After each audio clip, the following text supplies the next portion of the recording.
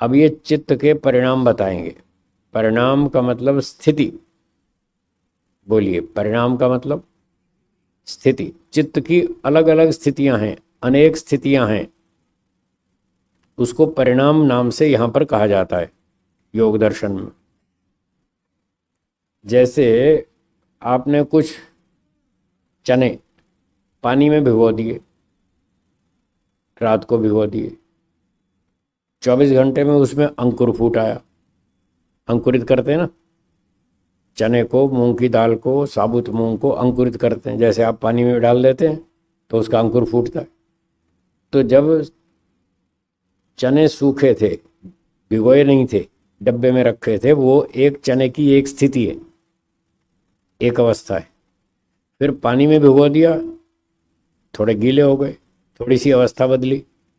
फिर 24 घंटा छोड़ दिया उस पानी में, उसके अंकुर फूट आए, अब स्थिति बदल गई। ये परिणाम है, इसका नाम है परिणाम, स्थिति। और ये स्थितियां बदलती रहती हैं। पहले किसान ने बीज बोया खेत में, फिर 2-4 दिन में उसका अंकुर फूट आया, फिर वो पौधा बड़ा होने लगा।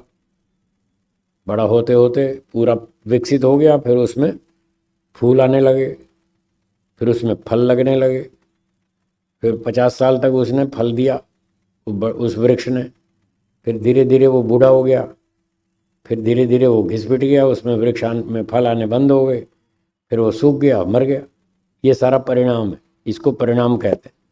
स्थिति बदलना, पहले एक स्थिति, फिर दूसरी बदली, वो परिणाम बदल गया, फिर और बदली तो और बदला। तो ये जो चेंज हो रहा है, स्थितियां बदल रही हैं, इसका नाम है परिणाम।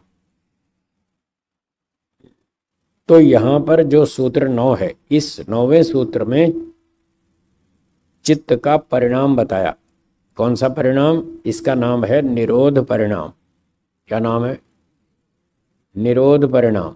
ये निर्बीज समाधि की चर्चा है, असंप्रज्ञात समाधि की।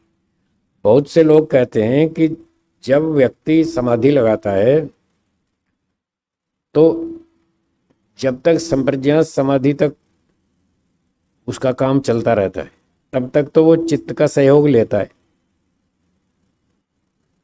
और जब असंप्रज्ञात समाधि में जाता है और ईश्वर की अनुभूति करता है, तब वो चित्त का सहयोग नहीं लेता है, तब वो डायरेक्ट ईश्वर की अनुभूति करता है। ये पता नहीं कहाँ से फालतू की विचार घुस गए लोगों के सर में और उसका खूब प्रचार करते हैं। ये बात झूठ है, बिल्कुल झूठ है। जीवात्मा चित्त का सहयोग सदा लेगा। जब तक जीवित है तब तक उसको चित्त का, शरीर का, मन का, इंद्रियों का, बुद्धि का, सबका सहयोग लेना पड़ेगा। उसके बिना कुछ नहीं कर सकता वो। मोक्ष में तो चित्त छूट जाएगा, वहां तो शरीर भी छूट जाएगा, सब छूट जाएगा। मोक्ष में स्थिति बदलेगी, वहां तो फिर ईश्वर की शक्तियों का सहयोग लेगा जो सारे काम करने मोक्ष में। लेकिन जब तक शरीरधारी है, जब तक जीवित है, जब तक वो होश में है, तब तक सारे काम करने हैं, तो उसमें चित्त का सहयोग लेना पड़ेगा। चाहे ईश्वर की अनुभूति करनी हो, चाहे कुछ भी करना हो, व्यवहारिक का काम करना हो, ध्यान करना हो, समाधि लगानी हो, कुछ भी करना हो, उसको चित्त का सहयोग सदा लेना पड़ेगा। ये सूत्र इस बात का प्रमाण है। सूत्र में देखिए चित्तस्य शब्द लिखा है। चित्तस्य निरोध परिणाम, ये चित्त का निरोध परिणाम है। ये चित्त की एक अवस्था है। इस अवस्था में असंप्रज्ञात समाधि हो रही है, क्योंकि ऊपर लिखा निर्बीज समाधि, तो ये निर्बीज की व्याख्या चल रही है। उस निर्बीज समाधि में चित्त का निरोध परिणाम होता है। और उस निरोध परिणाम में क्या होता है, वो सूत्र के बाकी शब्दों में देखिए। सूत्र के प्रारंभिक शब्द हैं व्युत्थान निरोध संस्कारयोः। 2 तरह के संस्कार हैं। एक है व्युत्थान संस्कार, कौन से? दूसरे निरोध संस्कार। दूसरे, हाँ फिर से बोलिए, पहले दूसरे। 2 तरह के संस्कार चित्त में हैं। व्युत्थान संस्कार का मतलब सांसारिक विचार, खाओ पियो मजा करो, कल किसने देखा है, किसने देखा अगला जन्म, कुछ नहीं होने वाला, खाओ पियो मजा करो, यही पहला और आखिरी जीवन है। वो क्या श्लोक गाते हैं ये वाले वामपंथी, यावत जीवेत सुखम जीवेत ऋणम कृत्वा घृतम पिबेत भस्मीभूतस्य देहस्य पुनरागमनम कुतः। उनका एक ऐसे तुकबंदी बना रखी है उन्होंने, जब तक जियो हैं, जब तक जियो सुख से जियो, कर्जा लेकर घी पियो खूब घी मक्खन मलाई खाओ, भले ही कर्जा लेके खाना पड़े, ठीक है। कमाओ चाहे मत कमाओ, कर्जा लेकर खाओ, खाओ पियो मजा करो बस। ये शरीर मर जाएगा, कल कौन आएगा कर्जा चुकाने? मरने के बाद किसने देखा अगला जन्म?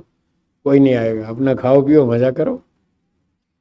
तो इस तरह के जो लोग हैं, जो इस तरह से मानते हैं, ये जो विचार है इनका नाम है व्युत्थान संस्कार। आज सब दुनिया के दिमाग में यही घूम रहा है, खाना पीना फैशन कपड़े सोना चांदी, हाँ या ना, यही चल रहा है। सारी दुनिया इसी के पीछे लगी है। तो ये व्युत्थान संस्कार हमारे चित्त में रहते हैं। और दूसरे हैं निरोध संस्कार। ईश्वर अच्छा है, संसार बेकार है, क्षणिक क्षणिक सुख, 2 मिनट 5 मिनट 10 मिनट बस खत्म।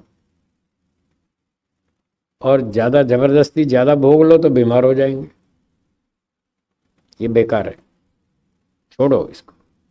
जब जब जन्म लेते हैं तब तक दुख भोगना पड़ते हैं, सुख एक मिलता है दुख 4 मिलते हैं, ये बेकार है दुनिया। ईश्वर अच्छा है, ईश्वर में 100% सुख है, 100% सुख है, इसलिए ईश्वर को प्राप्त करो, वही बढ़िया है। ये जो कौन से विचार हैं, ये हैं निरोध संस्कार। जो इस तरह के विचार उठते हैं वो निरोध संस्कारों से उठते हैं। संस्कार उसमें कारण है, विचार उसका कार्य है। ये जो विचार उठ रहे हैं इसका कारण क्या है? निरोध संस्कार। निरोध संस्कार मतलब ईश्वर अच्छा है, ये संस्कार हमारे अंदर है, उस संस्कार की वजह से ये विचार उठ रहा है कि ईश्वर प्राप्ति करो, मोक्ष में जाओ, जन्म मरण से पीछा छुड़ाओ। ये जो विचार उठ रहे हैं इसका कारण है निरोध संस्कार। तो ये क्या कह रहे हैं, जब निरोध समाधि होती है, निर्बीज समाधि होती है, चित्त का निरोध परिणाम होता है, उस समय आगे लिखा है अभिभव प्रादुर्भाव। इन दोनों संस्कारों में से एक संस्कार का अभिभव हो जाता है, वो दब जाता है, और दूसरे का प्रादुर्भाव होता है, वो उभर जाता है। खाओ पियो मजा करो, ये व्युत्थान संस्कार ये दब जाएंगे, और ईश्वर अच्छा है, मोक्ष अच्छा है, मोक्ष प्राप्त करो, ये निरोध संस्कार ये उभर जाएंगे, और चित्त में बढ़िया स्थिति बनी रहेगी। ईश्वर अच्छा लगेगा, संसार बेकार लगेगा, ईश्वर सुखदायक लगेगा, संसार दुखदायक लगेगा, ये स्थिति होगी। उस निरोध परिणाम में ये 2 संस्कार इस तरह से, एक दबेगा एक उठेगा। और तीसरी बात, निरोध क्षण चित्तान्वयो निरोध परिणाम। उस निरोध के टाइम पीरियड में, चित्त में क्षण में, जितनी देर तक, मान लो घंटे भर तक व्यक्ति ने समाधि लगाई, उस 1 घंटे तक उसका नाम है निरोध क्षण। क्षण काल समय, वो जितनी समय तक निरोध अवस्था बनी रहेगी तब तक निरोध क्षण चित्त अन्वय, चित्त उससे जुड़ा रहेगा। देखो चित्त का नाम लिखा तो है, फिर क्यों कहते हैं कि चित्त का सहयोग नहीं है? चित्त के बिना फिर समाधि किसकी? चित्त के बिना परिणाम किसका? निरोध परिणाम तो चित्त का ही है। और चित्त में ये संस्कार उठ रहे हैं और दब रहे हैं, व्युत्थान संस्कार दब रहे हैं, निरोध संस्कार उभर रहे हैं, और चित्त में एक भौतिक परिवर्तन चलता रहेगा, जो आगे व्यास भाष्य में लिखा है इस सूत्र के, वो है चलम च गुणवृत्तम इति। गुणों का व्यापार चंचल है, गुण कभी रुकते नहीं है, उनमें गति हमेशा रहती है। आजकल की फिजिक्स की भाषा में बोलें तो एटम के अंदर इलेक्ट्रॉन हमेशा घूमते रहते हैं, हाँ या ना? घूमते हैं ना? जैसे एटम में इलेक्ट्रॉन घूमते रहते हैं, बस वही चीज़ यहाँ पर कह रहे हैं, चित्त में सदा गुणों का परिवर्तन होता रहता है, होता रहे, वो समाधि में बाधक नहीं है,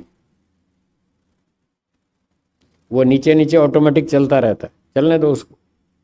उसको रोकना भी असंभव है, उसको कोई रोक नहीं सकता, वो ईश्वर ने चला रखा है, इतनी हमारी ताकत नहीं हम उसको रोक दें।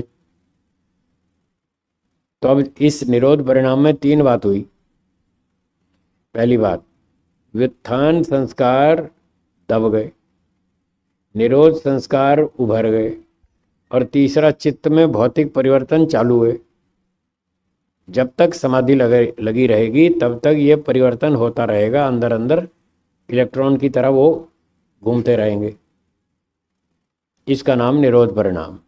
ये समाधि की बात चल रही है और चित्त में परिवर्तन हो रहा है और चित्त उसमें इन्वॉल्व है। फिर क्यों कहते हैं चित्त का सहयोग नहीं लिया? चित्त का सहयोग छूटते ही बेहोश हो जाएगा आदमी, फिर तो काम खत्म हो जाएगा ना। तो ये लोगों को बहुत भ्रांति है, भयंकर भ्रांति है। ऐसे बहुत सारे प्रमाण हैं जहां पर ये साफ लिखा है असंप्रज्ञात समाधि में चित्त का सहयोग लेना अनिवार्य है, आवश्यक है। सीधा सीधा नाम लिखा है, जैसे इस सूत्र में भी नाम लिखा है चित्त का। ऐसे ही योग दर्शन के पहले पाद में 19वां सूत्र है। 19वां सूत्र है भव प्रत्ययो विदेह प्रकृति लयानाम। भव प्रत्ययो विदेह प्रकृति लयानाम, ये सूत्र है। इसके व्यास भाष्य में लिखा है कि ये जो योगी होते हैं ना, भव प्रत्यय योगी, विदेह योगी, भव प्रत्यय समाधि वाले जो विदेह योगी हैं, ये उस असंप्रज्ञात समाधि में चित्त के द्वारा मुक्ति जैसा आनंद अनुभव करते हैं। वहां चित्त नाम लिखा है साफ। चित्त की सहायता से मुक्ति जैसा आनंद अनुभव करते। तो ऐसे बहुत सारे प्रमाण जिनसे ये पता चलता है असंप्रज्ञात समाधि में चित्त का सहयोग लेना पड़ता है। और एक मोटी सी बात आपसे पूछ लेता हूँ, आप भी समझ जाएंगे। इतनी मोटी कॉमन सेंस की बात है, छोटा बच्चा भी समझ जाएगा। जब व्यक्ति समाधि लगाएगा, संप्रज्ञात हो चाहे असंप्रज्ञात, कोई भी समाधि हो, जब व्यक्ति समाधि लगाएगा तो उस समाधि में क्या शरीर का सहयोग लेना पड़ेगा या नहीं? लेना पड़ेगा।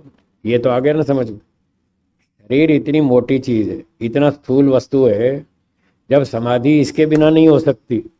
चित्त तो बिल्कुल सूक्ष्म है और वो तो समाधि का निकट साधन है। जब स्थूल शरीर के बिना समाधि नहीं हो रही, चित्त के बिना कैसे हो जाएगी? इतनी मोटी बात नहीं समझते लोग, आश्चर्य की बात। चित्त की 5 अवस्थाएं आपने पढ़ी हैं, क्षिप्त, मूढ़, विक्षिप्त, एकाग्र, निरुद्ध। ये निरुद्ध अवस्था चित्त की तो है और ये समाधि है, ये वही समाधि तो है। पहले पाद के पहले सूत्र के भाष्य में भी लिखी है 5 अवस्थाएं, वहां भी चित्त की निरुद्ध अवस्था लिखी है और उसी निरुद्ध अवस्था की व्याख्या ये है, और यहाँ चित्त साफ लिखा है। तो चित्त का सहयोग तो लेना पड़ेगा।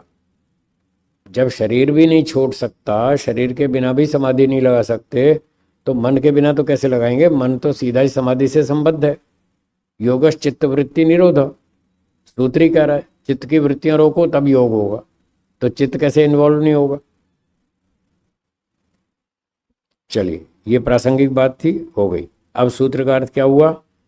जब खाओ पियो मजा करो वाले सांसारिक संस्कार दब जाते हैं और अच्छे ईश्वर, आनंद, वैराग्य के संस्कार, मोक्ष के संस्कार जाग जाते हैं और चित्त में भौतिक परिवर्तन चलता रहता है, इसका नाम निरोध परिणाम। ये चित्त की एक स्थिति है। अभी चित्त में कई स्थितियां बदलेंगी, ये एक स्थिति है असंप्रज्ञात समाधि वाली, निरोध परिणाम। ठीक है, स्पष्ट हो गया? आगे चलिए। अब 10वां सूत्र है, बोलिए। तस्य प्रशांत वाहिता संस्कारात। तो कहते हैं तस्य, उस निरुद्ध चित्त की, जो अभी चित्त 5 पिछले सूत्र में हमने पढ़ा, निरोध परिणाम वाला, जिसमें असंप्रज्ञात समाधि चल रही है, आधा घंटा हो गया चल रही है, पौना घंटा हो गया समाधि चल रही है, 1 घंटा हो गया समाधि चल रही है, 1.25 घंटा हो गया, 1.5 घंटा हो गया, जब तक वो निरोध संस्कार प्रबल रहेगा, क्योंकि व्युत्थान संस्कार तो दबा हुआ है और निरोध संस्कार उभरा हुआ है। उसके उभरने से ही ये समाधि बनी थी, असंप्रज्ञात समाधि, निरुद्ध निरुद्ध अवस्था। तो जब तक वो निरोध संस्कार प्रबल रहेगा, पावरफुल रहेगा, उसकी ताकत बनी रहेगी, तब तक चित्त की शांत अवस्था बनी रहेगी, प्रशांत वाहिता, शांत अवस्था बनी रहेगी, मन में शांति रहेगी। तस्य, उस चित्त की जिसका निरोध अवस्था बनाई थी, उस चित्त की शांत अवस्था बनी रहेगी। बताओ चित्त कैसे नहीं है? चित्त का ही तो बात चल रही है सारी।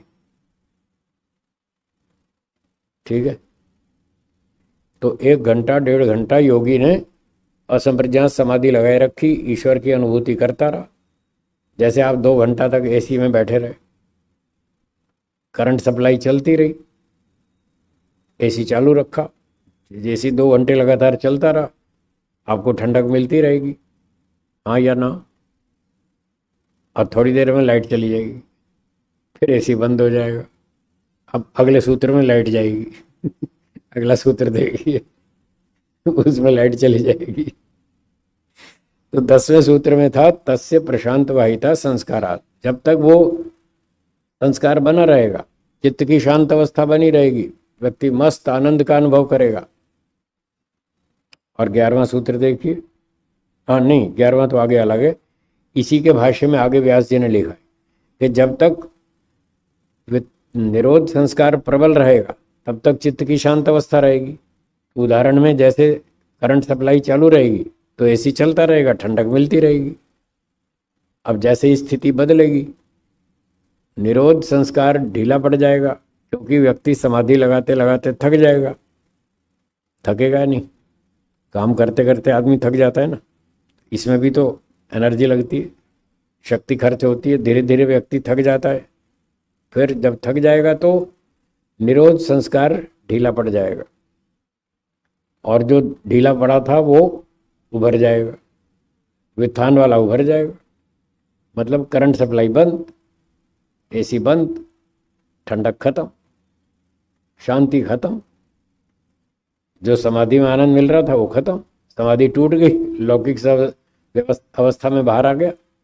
समाधि से बाहर आएगा, व्युत्थान संस्कार जागेगा, फिर देखेगा अच्छा भूख लग रही है, चलो कुछ खा लेते हैं, फिर खाना पीना आदि सांसारिक कामों में लग जाएगा, तो वो स्थिति बदल जाएगी। ठीक है, जब वो स्थिति बदलेगी, व्युत्थान संस्कार प्रबल हो जाएंगे, तो उसका नाम है व्युत्थान परिणाम। चित्त का कौन सा? वो व्युत्थान परिणाम है। जब व्युत्थान संस्कार प्रबल होगा तो व्युत्थान परिणाम, जब निरोध संस्कार प्रबल होगा तो निरोध परिणाम। और जब तक निरुद्ध संस्कार मजबूत रहेंगे तब तक समाधि लगी रहेगी, शांति का अनुभव करेगा। जब ढीली पड़ जाएगी वो स्थिति, तो फिर स्थिति बदलेगी। यहां तक बात हो गई 10वें सूत्र में। बोलिए।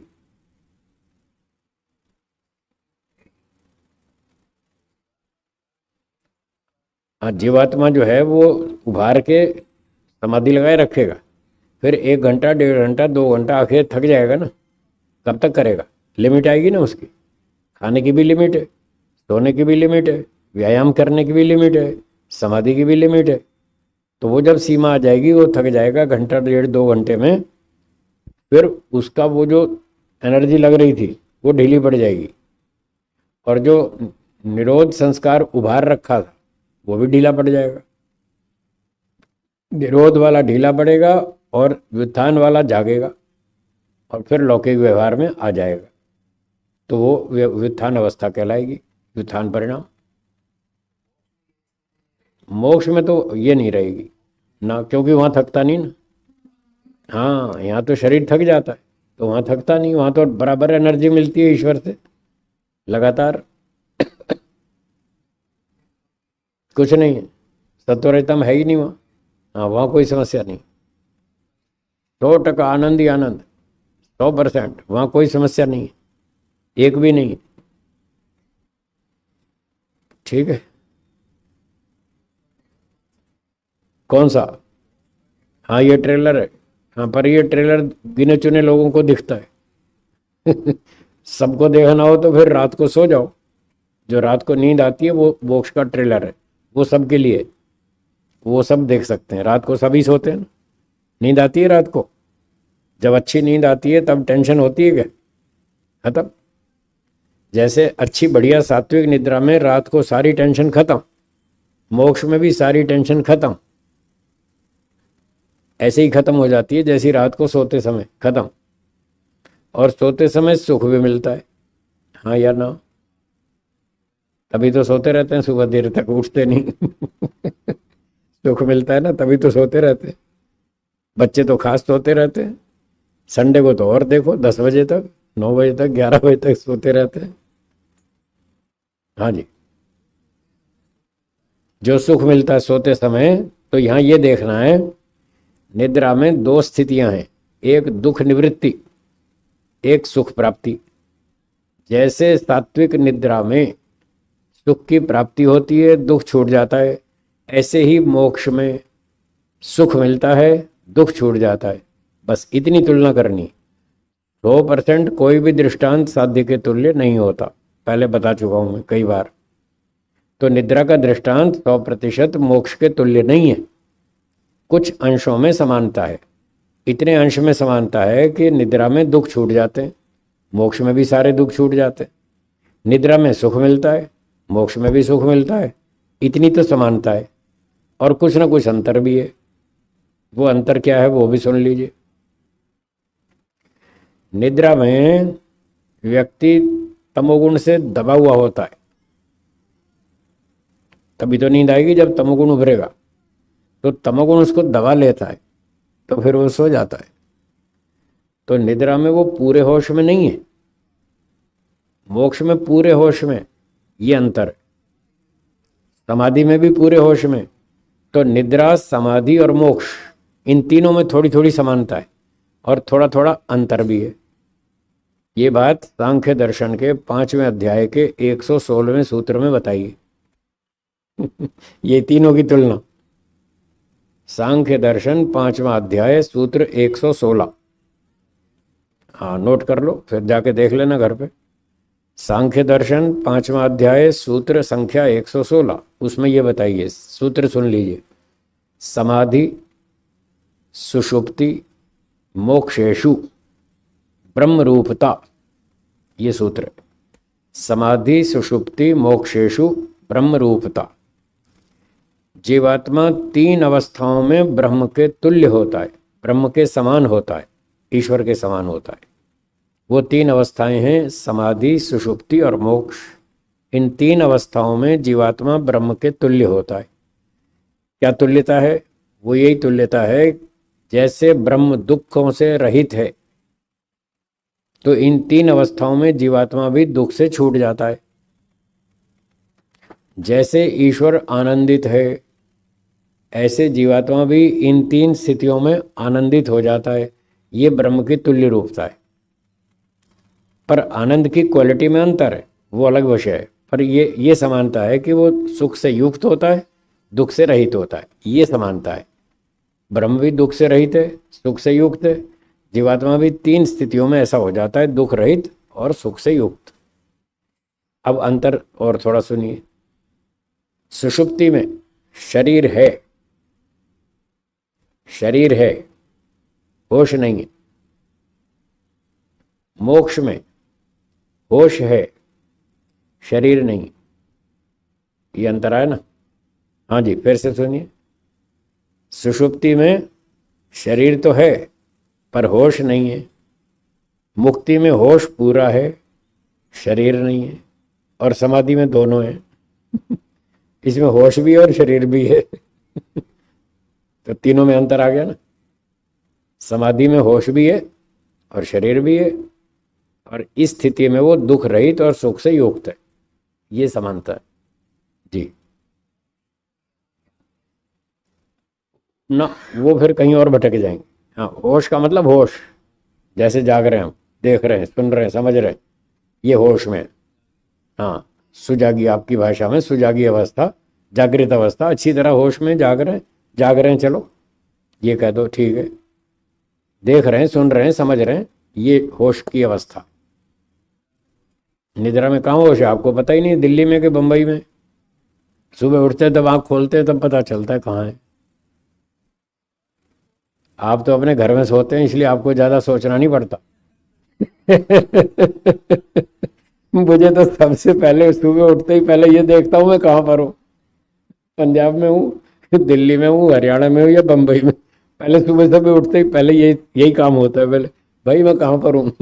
रोज तो मेरा ये स्थान बदलता रहता है, तो निद्रा में होश नहीं रहता ना, पता नहीं चलता कि हम कौन से स्टेट में हैं, यही पता नहीं चलता। और सोते समय ये भी पता नहीं होता खाट पे सो रहे हैं कि जमीन पे सो रहे हैं, यही पता नहीं होता। फिर जब नींद खुलती है तब पता चलता है कहाँ सो रहे हैं। तो इसका मतलब उस समय हम होश में नहीं होते पूरी तरह से। तो ये अंतर हो गया, ठीक है। हैं जी, कौमा में अंतर है, कौमा और निद्रा में भी अंतर है। कौमा में कोई अनुभूति नहीं होती, होश भी नहीं, अनुभूति भी नहीं। निद्रा में अनुभूति होती है, होश पूरा नहीं होता। इसमें हम पूरी तरह बेहोश नहीं है, कौमा में पूरी तरह बेहोश है, इसमें आधे बेहोश है।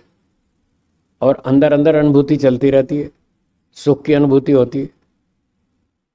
जब अच्छी नींद आती है तो सुबह आप कहते हैं वाह क्या बात है, आज तो मजा आ गया, बढ़िया नींद आई, ऐसा बोलते हैं ना।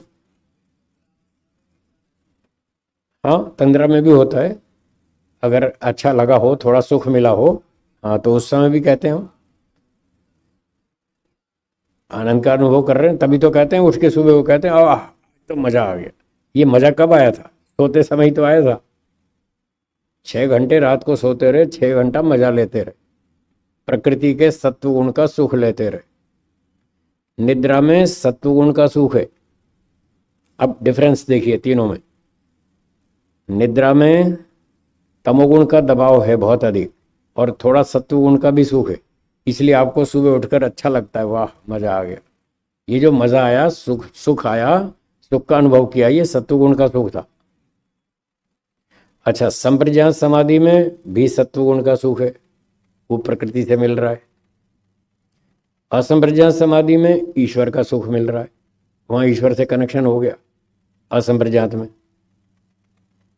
ठीक है। और मोक्ष में भी ईश्वर का है।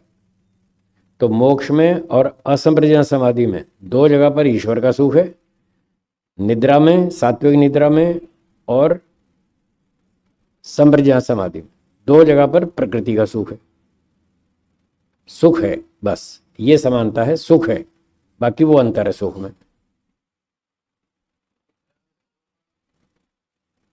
रजोगुण जब उभरेगा तो फिर सुख नहीं मिलेगा, फिर दुख मिलेगा। रजोगुण कब उभरेगा बताऊं?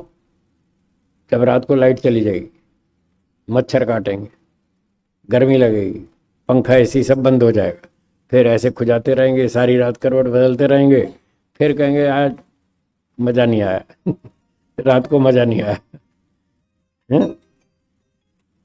रात को नींद अच्छी नहीं आई, मज़ा नहीं आया, मतलब सुख नहीं मिला, फिर आपको दुख मिला। मच्छर काटते रहे, नींद अच्छी नहीं आई, करवट बदलते रहे, तब वो 10% रजोगुण उभरा, उसने दुख दिया। 90% तमोगुण था, 10% रजोगुण था, तो राजसिक निद्रा आएगी दुख वाली। जब 90% तमोगुण होगा, 10% सत्वगुण होगा, तो सात्विक निद्रा आएगी सुख देने वाली। और जब 100% तमोगुण होगा, तब तामसिक निद्रा आएगी। तब पता ही नहीं चलेगा, 12 घंटे सोने के बाद भी फिर भी नींद नहीं खुलेगी। लोग पकड़ पकड़ के उठाएंगे, चल भाई उठ, कब तक सोएगा? 12 घंटे तो हो गए और कब तक सोएगा? आप कहेंगे हैं क्या 12 घंटे हो गए? जाओ जाओ मुझे सोने दो, अभी मेरी थकान नहीं निकली। जब 45 घंटे ट्रेन में यात्रा करके आएंगे ना, उस दिन ऐसा हो। और थोड़ा वजन भी उठाना पड़े, 10, 12, 15 किलो, और 2 किलोमीटर पैदल भी चलना पड़े, तब देखना ऐसा होगा। तब ऐसी तमोगुणी निद्रा आएगी, पूरी तरह घोड़े बेच के सोएंगे, पूरी नींद में बेहोशी जैसी तमोगुणी निद्रा में सोएंगे। तब 12 घंटे में भी थकान नहीं निकलेगी, और फिर लोग पकड़ पकड़ के उठाएंगे, और आप कहेंगे क्या मुझे सोने दो भाई, तुम जाओ, मुझे सोने दो। तो वहां 100% तमोगुण है। इस तरह 3 प्रकार की निद्रा व्यास भाष्य में लिखी है।